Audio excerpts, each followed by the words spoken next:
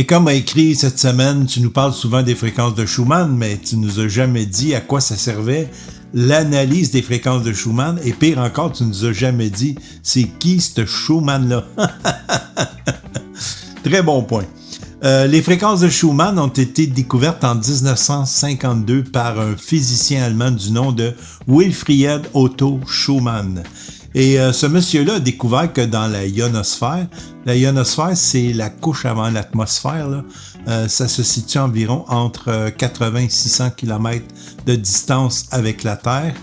Et lui, il a découvert que dans cette ionosphère-là, il y avait une fréquence de 7,83 Hz et que la variation de cette fréquence-là peut prédire s'il va y avoir soit un séisme ou des fortes cellules orageuses ou des tempêtes solaires ou des trucs comme ça. Donc, c'est pour cette raison-là, de prime abord, qu'on analyse les fréquences de Schumann.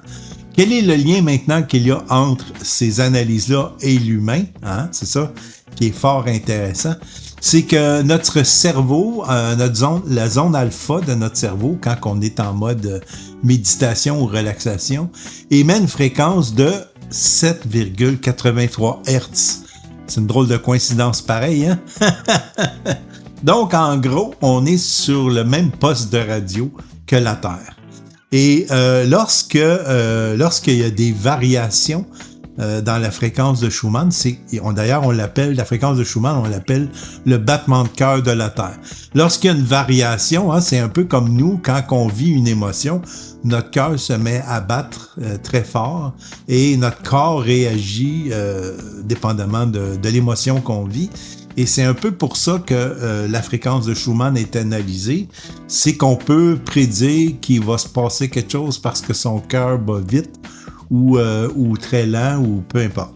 Donc, c'est pour ça qu'on fait un lien avec l'humain, parce qu'on s'est rendu compte que ça avait une influence sur le comportement humain.